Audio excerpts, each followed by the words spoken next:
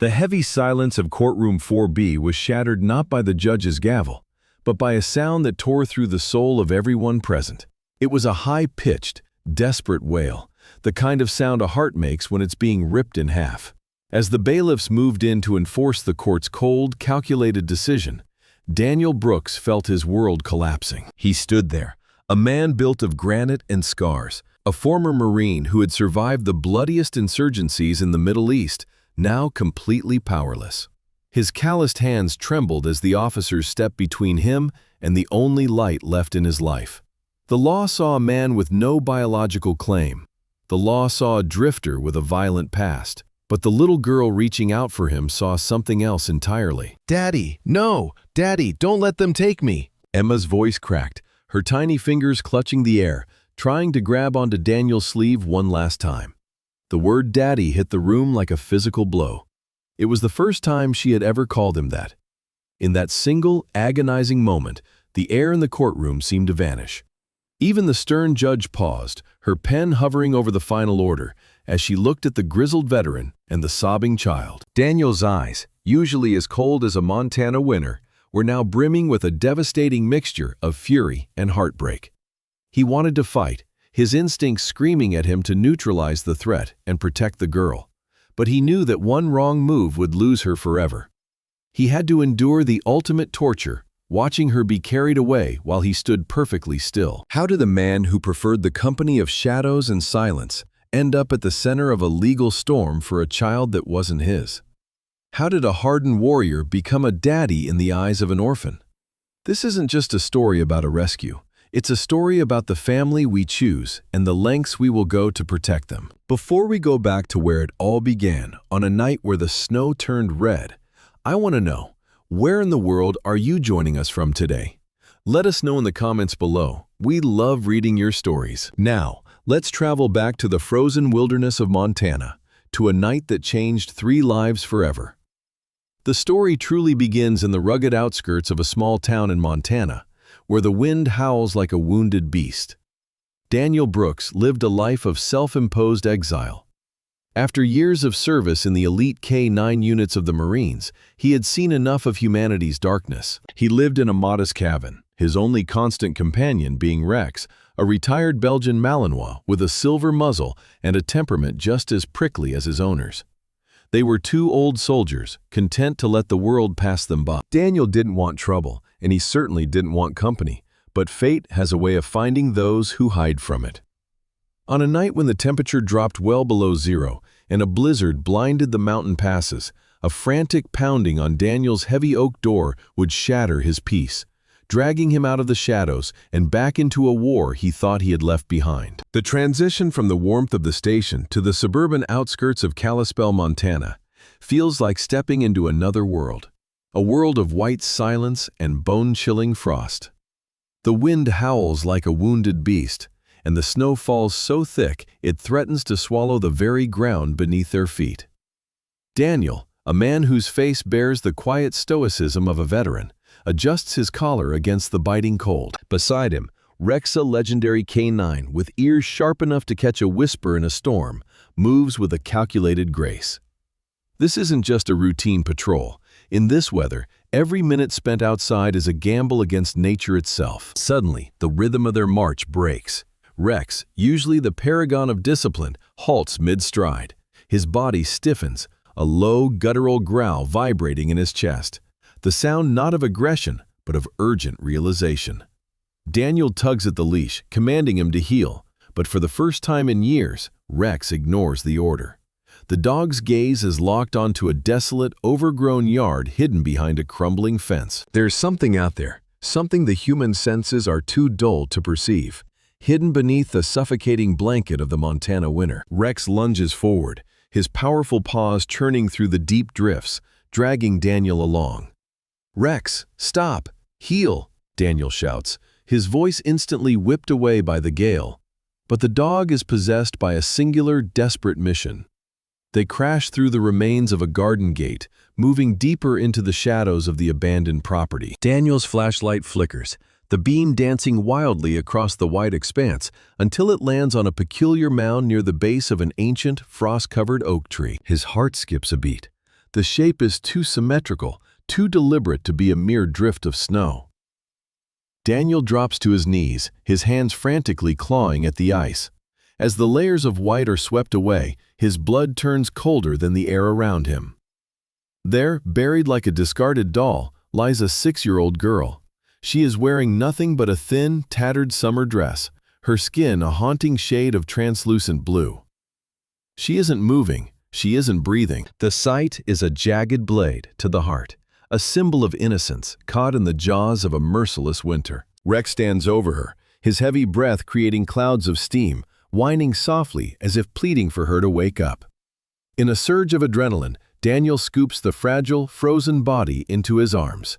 He zips his heavy tactical jacket around her, trying to force his own body heat into her failing heart. "Stay with me, little one," he mutters, his voice cracking. Every second is a countdown to a tragedy he refuses to let happen. Rex barks loudly, a clarion call into the night, guiding the distant sirens toward their location. In this moment of life and death, the veteran soldier and his loyal hound are the only things standing between this child and the eternal sleep of the snow. The hunt for answers has begun, but first, they must win this battle against the cold. The moment Daniel sees the girl, the world around him seems to freeze, colder than the ice beneath his boots. But where others might panic, Daniel's mind switches into a mode he thought he had left behind in the desert, the cold, calculated precision of a combat medic. His hands, scarred from years of service, don't tremble as he checks her pulse. It's faint, a tiny, rhythmic flicker of life fighting against the encroaching frost. Without a second thought, he strips off his heavy jacket, the one thing keeping the sub-zero winds at bay, and wraps it tightly around the small, shivering frame of the girl, Emma. He isn't just a passerby anymore. He is the only thing standing between this child and the abyss. Then, something extraordinary happens. Something that defies the nature of the beast Daniel thought he knew. Rex, the dog who had been a whirlwind of fur and fury moments ago, suddenly goes still. There is no growling, no baring of teeth. Instead, the massive animal crawls closer, pressing his warm, powerful body against the girl. It's a primal display of protection.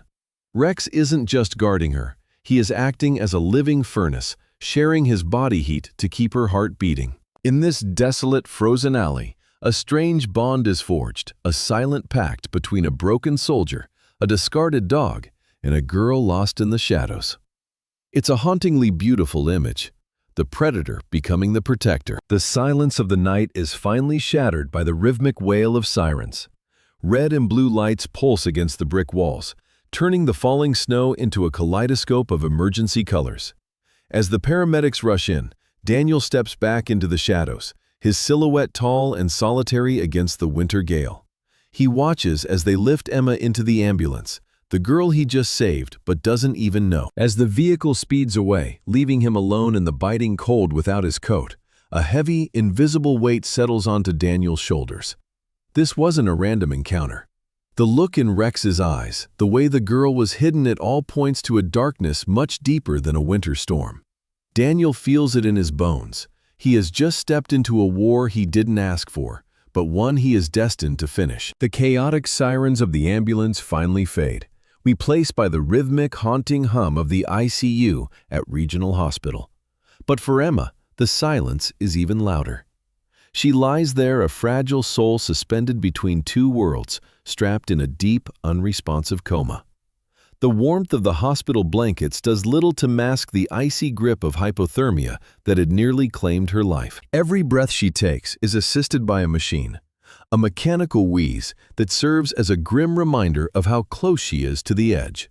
As the medical team works in silence, the monitors display a jagged, erratic heartbeat. It is the pulse of a survivor, but a survivor who has been pushed far beyond human limits. The air in the room is thick with the scent of antiseptic and the heavy weight of a tragedy that is only beginning to unfold. Emma isn't just a patient. She is a living testament to a darkness that most people refuse to acknowledge exists in the shadows of their own city. Step forward, Dr. Elaine Carter. Known for her surgical precision and an emotional shield that rarely cracks, she stands at the foot of Emma's bed. Her eyes, usually analytical and detached, flicker with a rare moment of hesitation as she reviews the initial scans. Dr. Carter has seen the worst of humanity in this ER, but the data on her screen tells a story that makes even her seasoned blood run cold. She delivers her diagnosis not with a tremor, but with a chilling clinical clarity that highlights the sheer brutality of Emma's journey. When the nurses pull back the sterile gown to check her vitals, the room falls into a suffocating silence. Emma's body is a canvas of pain, a map of systematic cruelty. There are old, fading yellow bruises layered beneath fresh, angry purple welts. These aren't just injuries from a single night of terror. They are the scars of long-term, calculated abuse. Every mark tells a story of a silent scream, of a child who had been broken and rebroken in the shadows, while the world outside went about its day. The contrast is jarring and heart-wrenching.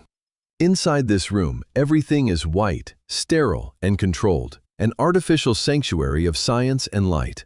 But just beyond those reinforced glass windows lies the world that did this to her. The regional hospital serves as a border post between the civilized world and the primal, lawless cruelty Emma escaped from. As Dr. Carter looks out at the city lights, she realizes that while they might save the girl's body, the darkness that Emma carries within her may be far more difficult to heal. The curtain has been pulled back, and what lies behind it is a nightmare that no medicine can cure. The silence in the room is shattered not by a scream, but by the soft click of heels against the cold linoleum floor. Enter Sarah Mitchell, a Child Protective Services officer whose weary expression tells a story of 1,000 battles fought against a failing system. She isn't just a messenger, she is the bearer of a truth that turns Daniel's protective instincts into a simmering cauldron of rage. As she opens the thick file in her hands, the mystery of the silent girl finally gains a name: Emma Collins. But with that name comes a history written in tears and the cold ink of official reports that led nowhere. Sarah's voice trembles slightly as she reveals the girl's legal guardian, her aunt, Mara Collins. The file paints a harrowing portrait of a woman lost to the seductive, soul-crushing world of underground gambling. Mara isn't just a distant relative, she is a predator of negligence. For years, Emma has lived in the shadows of smoke-filled rooms and the desperate silence of a home where the next bet mattered more than the next meal. Sarah admits, with a heavy heart, that there were red flags. Numerous reports of abandonment and child endangerment, but the system, bound by red tape and a lack of conclusive evidence, repeatedly allowed Emma to slip back into the clutches of her aunt. As the details of the systemic failure unfold, a chilling atmosphere settles over Daniel. To a man who spent his life on the front lines where the line between right and wrong is drawn in blood, this bureaucratic incompetence is a betrayal of the highest order. He doesn't see insufficient evidence. He sees a wounded child who was left to fend for herself in a concrete jungle.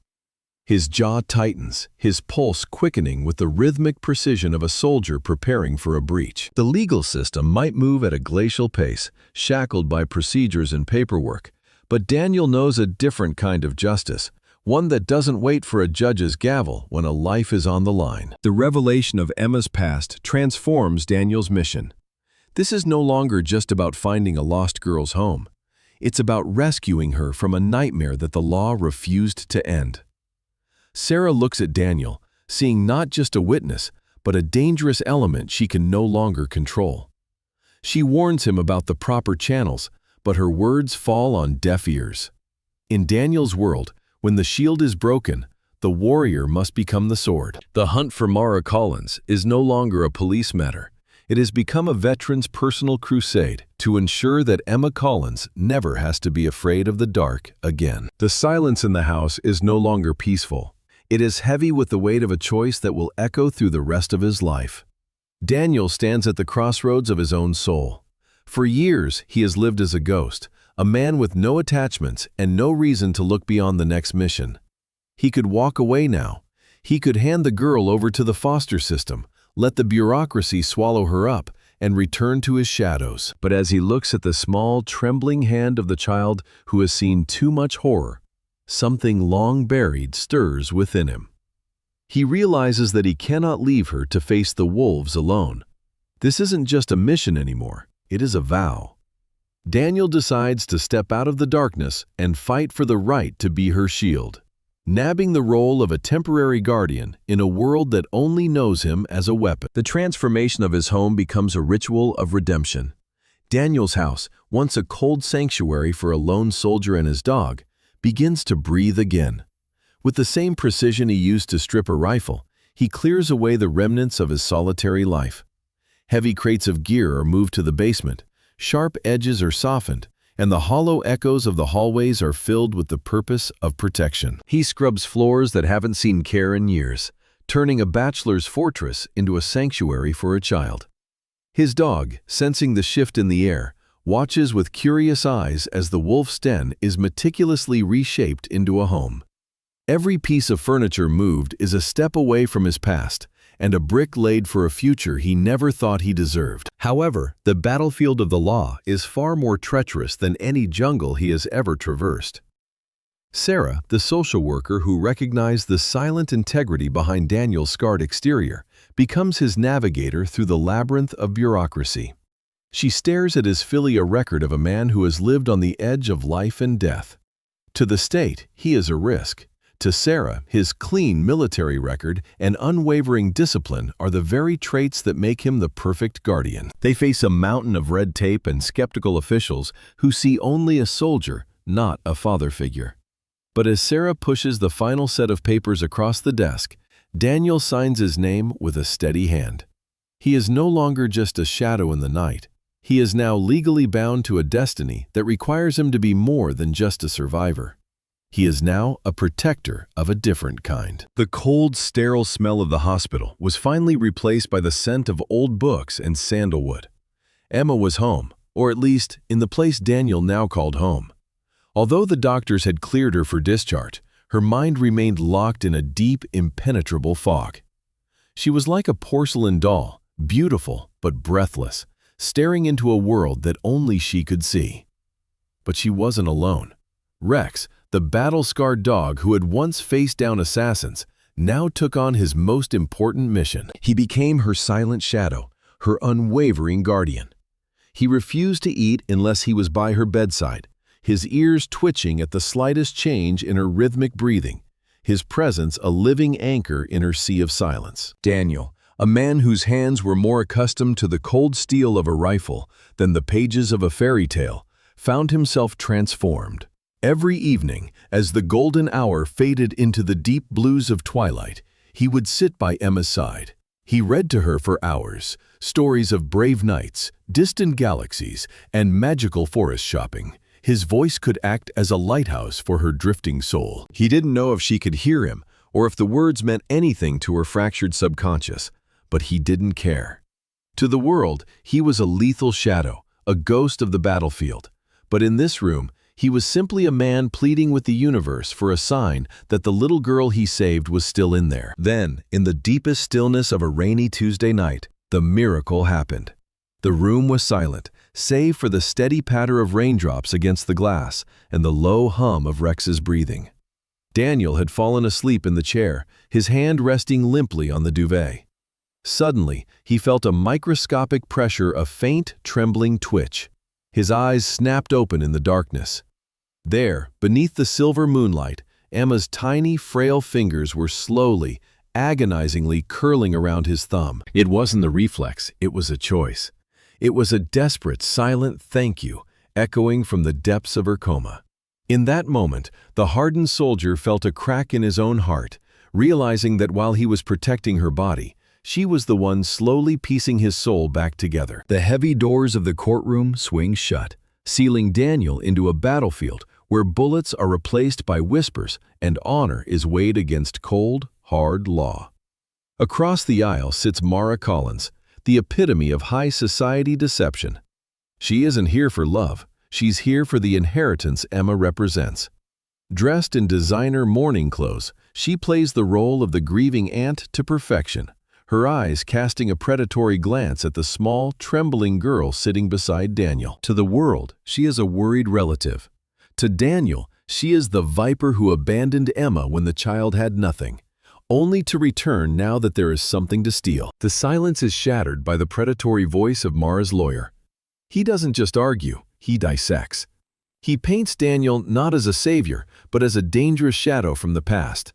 He brings up the black files Daniel's history of violence on the front lines and the psychological scars of PTSD. How can a man who has spent a decade killing be trusted to nurture a soul? He asks, his voice dripping with feigned concern. He labels Daniel a kidnapper, a stranger who used a dead man's promise to steal a child from her rightful bloodline. Every word is a calculated strike, designed to trigger the very trauma Daniel is trying to heal. Daniel remains a statue of granite, but inside, a storm is raging. He looks down at Emma, who is clutching his sleeve as if it's the only anchor in a sinking world. He wants to roar, to tell them about the nights he spent rocking her to sleep while she cried for her parents, about the promises he made to his dying brother in arms. But in this room, emotions are weaknesses. The law doesn't care about the warmth of a hug or the safety of a promise. It cares about the cold reality of biological ties. Then comes the moment that feels like a slow-motion car crash. The judge, a man whose face is a mask of impartial ice, delivers the verdict. He speaks of stability and the priority of blood relatives. He ignores the way Emma hides behind Daniel's legs. With a single, thunderous strike of the gavel, the world stops spinning. The law has spoken. Emma is to be placed in the custody of Mara Collins, effective immediately. The bond forged in fire and grief is severed by a piece of wood hitting a desk. The courtroom erupts into a nightmare. Emma's small hands are ripped away from Daniel's coat. "Daddy, Daddy, don't let them take me!" Her voice pierces through the professional murmurs of the court, a high-pitched wail of pure terror that echoes off the cold marble walls. Daniel reaches out, his heart fracturing in real time, but the law stands as a wall of steel between them. As Mara leads the sobbing child away, a smirk of cold triumph flickers across her face, a silent declaration of war. Daniel stands frozen, the silence that follows her screams being the loudest thing he has ever heard. The soldier has lost the one battle he couldn't afford to fail. The stalemate didn't break Daniel. Instead, it ignited the fighting spirit of a soldier who never knew the word surrender. Realizing that empty explanations would be buried by hidden forces, Daniel decided to launch a large-scale campaign, not with guns, but with the power of truth and trust. He began combing through every piece of Mara's past, turning his small room into a true command center, where every photograph and every scrap of text message became a sharp weapon to demand justice for Emma. A wave of resistance began to spread from the darkest corners of the city. Mara's old neighbors, people who had once remained silent out of fear, now stepped into the light. They spoke of a resilient single mother, of the nights Mara stayed up caring for Emma, and of Daniel's silent but responsible care. The emotional testimonies from these humble workers created a solid wall of protection, challenging the baseless accusations from the opposition. It wasn't just the neighbors. Daniel's army also included brothers-in-arms who had lived and died together. Former comrades from the Special Forces Unit, men of steel with fiery eyes, appeared simultaneously at the court. Their presence was not just to protect Daniel, but a fierce affirmation of a commander's character. Alongside them, the doctors who had treated Emma also presented transparent medical records, proving that the little girl had not been abandoned, but was being nurtured in an environment full of professional care. The key point of this campaign was Rex. To shatter the accusation that the dog was a danger, Daniel requested an independent behavioral assessment from top experts. In the observation room, witnessed by psychologists, Rex showed no aggression. Instead, the dog demonstrated a gentle, protective instinct and extraordinary sensitivity to Emma's every movement. Every wag of the tail, every watchful gaze Rex gave the girl was the most vivid and convincing proof of the safe and loving environment Daniel had painstakingly built. The battle had now gone beyond the scope of a typical legal dispute. It had become a war between truth and lies, between warm humanity and cold conspiracies. Daniel knew that there were still many traps ahead, but with the support of the community and Rex's absolute loyalty, he was ready for the final battle. Trust was no longer an abstract concept. It had become a steel shield, protecting his small family from the storm raging outside. The thin veil of maternal instinct has finally been torn away. revealing the rotting core of a woman who values cold, hard cash over her own flesh and blood. Mara Collins was never the victim the system portrayed her to be. She was a predator hiding in plain sight. For her, Emma wasn't a daughter to be cherished or a soul to be healed. She was a lucrative social security check, a ticket to the high-stakes tables where Mara could drown her failures in the thrill of the gamble. While the court saw a mother seeking redemption, Daniel and Sarah saw the chilling calculation in her eyes. The home Emma was returned to wasn't a sanctuary. It was a prison where the currency of love had been traded for the clinking of slot machine coins. As the sun dips below the horizon, the nightmare Emma thought she had escaped returns with a vengeful intensity. In a heart-wrenching echo of her initial abandonment, the little girl finds herself alone once more. The house is cold, smelling of stale smoke and neglect. Mara has vanished into the neon abyss of the local casino, leaving a traumatized child to face the shadows of the night. Emma sits curled in a ball, her small hands trembling, the silence of the house pressing in on her like a physical weight. It is a cruel cyclical betrayal, the child being forced to relive her deepest trauma by the very person the law deemed her rightful guardian. But Daniel's instincts, forged in the fires of the battlefield, are never wrong. He didn't need a court order to know that Emma was in danger. He could feel the disturbance in the air. Accompanied by Sarah, whose legal brilliance is now fueled by a righteous fury, they arrive at the apartment complex under the cover of darkness.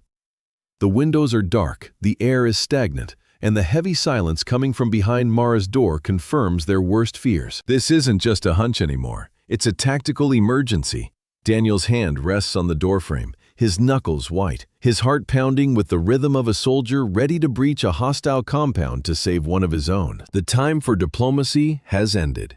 With the evidence of neglect mounting and the authorities finally convinced of the immediate threat, the legal raid begins. It is a whirlwind of flashing blue lights and the heavy thud of boots on the pavement. When the door finally gives way, the beam of Daniel's flashlight cuts through the darkness like a sword of justice. There, in the corner, sits the broken reflection of the girl he promised to protect. As Daniel scoops Emma into his arms, the roar of his protective instinct silences the world around him. This is the second time he has pulled her from the jaws of darkness, but this time he isn't just saving her life. He's declaring war on anyone who would dare to hurt her again. The truth is out, the predator has been exposed, and the real battle for Emma's future has just reached its boiling point. Time is a relentless river, but for some it flows like thick syrup, heavy with the weight of waiting. 1 year has passed since that harrowing night when the world finally saw the truth hidden behind closed doors. The initial shock has faded from the headlines, replaced by the cold, calculated machinery of the law. Today, the air inside the courtroom is thick, not just with the scent of old wood and polished marble, but with the suffocating tension of a life hanging in the balance. This isn't just a legal proceeding. It is a reckoning for a soul that was almost extinguished. The silence is shattered as the prosecution begins to lay out the evidence, piece by agonizing piece. The medical reports are presented not as mere papers, but as a map of suffering. The lead doctor speaks in a clinical, detached tone that somehow makes the reality even more haunting. He describes the chronic malnutrition, the stunted growth, and the psychological scars that run deeper than any physical wound. The photos on the screen show a child who looked more like a ghost than a human being. A tiny frame trembling in the shadows of a home that was supposed to be a sanctuary, but was instead a prison. Then come the voices of the neighborhood, the witnesses of silence. One by one they take the stand, their faces etched with a mixture of guilt and regret. An elderly woman, her voice shaking, recounts the muffled sobs she heard through the vents at midnight. She speaks of the weeks where the house seemed empty, even though a child was locked inside. They describe the mother's perfect public persona, the expensive clothes, the social events, while her daughter was left to wither in the dark. The testimony paints a chilling picture of a woman who didn't just neglect her child, but systematically erased her existence to maintain a facade of freedom. Across the room, the woman who once held all the power sits in the dock, her world crumbling in real time. The expensive silk dress she wore to look respectable now seems like a shroud. Gone is the arrogance, replaced by a desperate, hollow stare. Every piece of evidence is a nail in the coffin of her lies. She tries to maintain her composure, but her trembling hands betray her. She is no longer the socialite or the victim of circumstance. She is a mother who abandoned her own flesh and blood, and the weight of the truth is finally pulling her under. Finally, the moment of ultimate truth arrives. The judge, a man whose face is a mask of stern justice, looks down at the defendant with a gaze that pierces through every remaining excuse. The gavel hangs in the air for a heartbeat that feels like an eternity. Then, it falls a thunderous crack that echoes through the halls of justice. The words are spoken with finality. Mara is stripped of all parental rights, her legacy of neglect ended by the stroke of a pen. But the true victory lies in the next sentence. Permanent legal guardianship is granted to the man who fought through fire and shadow to find her, Daniel Brooks. In that moment, the warrior's stoic face finally breaks, a single tear of relief tracing a path down a face hardened by war, marking the end of the battle and the beginning of a life. Time is the most miraculous healer. As the harsh, blood-stained winter finally retreated, the frost on the windows of their lives began to melt, revealing a world that Emma had never dared to dream of. The echoes of gunfire and the cold shadows of the past were replaced by the rhythmic sound of school bells and the innocent laughter of children. For Emma, the world was no longer a place to hide, but a vast, colorful playground waiting to be explored. She no longer looked over her shoulder in fear. Instead, she looked forward to every sunrise with eyes full of wonder. The most profound change, however, wasn't in her surroundings, but in a single word. One morning, while adjusting her backpack, Emma looked up at the man who had risked everything to pull her from the abyss. Without hesitation, without the weight of the past holding her tongue, she called him Father. It wasn't just a title, it was a sacred bond forged in the fires of survival. To Daniel, that word was more powerful than any medal of honor he had ever received. It was the ultimate redemption, a sign that the broken pieces of their souls had finally fused back together into something beautiful and resilient. Beside them, the silent witness to their journey was also changing. Rex, the fierce protector who had once been a blur of silver and fury in the dark, was now showing the marks of time. His muzzle had turned a snowy white, and his movements were slower, his joints heavy with the weight of years spent in service. Yet, his eyes remained as sharp as ever when he watched Emma. He was no longer a weapon of war, he was a guardian of peace. He would spend his afternoons basking in the warmth of the sun on the porch, his tail thumping rhythmically against the wood whenever Emma returned home.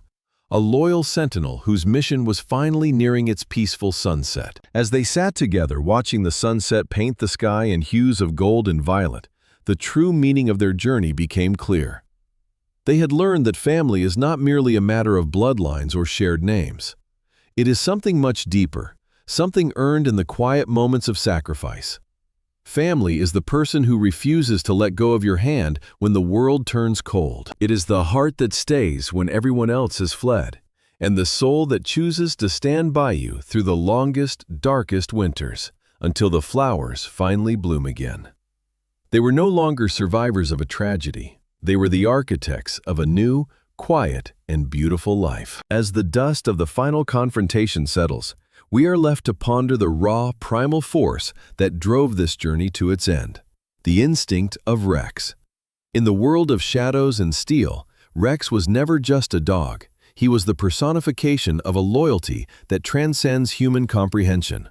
While humans are often blinded by complex motives or paralyzed by fear, Rex operated on a singular, crystalline frequency of devotion.